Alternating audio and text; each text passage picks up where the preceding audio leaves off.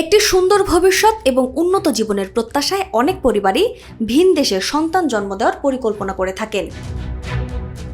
বিশেষ করে যুক্তরাষ্ট্রের মতো দেশে নাগরিকত্ব প্রাপ্তির সহজ সুবিধা থাকায় বিশ্বজুড়ে বহু মানুষের কাছে এটি একটি আকর্ষণীয় বিষয়।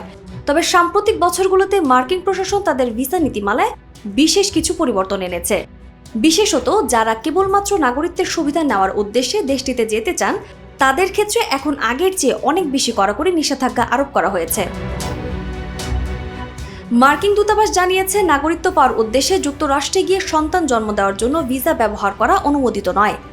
বুধবার সকাল 9:30টার দিকে দূতাবাসের ভেরিফাইড ফেসবুক পেজে দেওয়া এক পোস্টে এসব তথ্য জানান তিনি। পোস্টে বলা হয়, কোনো ব্যক্তি যদি শুধুমাত্র সন্তানের নাগরিকত্ব পাওয়ার উদ্দেশ্যে যুক্তরাষ্ট্রে ভ্রমণ করেন তাহলে তা ভিসার শর্তের বিরোধী।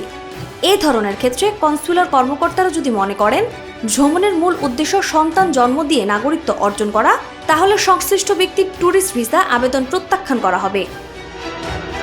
দূতাবাস আরও জানিয়েছে, এ ধরনের কার্যক্রম যুক্তরাষ্ট্রের ভিসা নীতিমালার আওতায় অনুমোদিত নয়, তাই ভিসা আবেদনকারীদের সঠিক উদ্দেশ্য উল্লেখ করে আবেদন করার আহ্বান জানানো হয়েছে।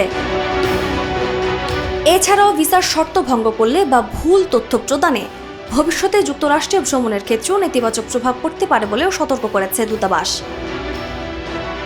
নাজমুন নাহার উসবা, নিরপেক্ষ। নিরপেক্ষ, সত্য প্রকাশে আপোষহীন।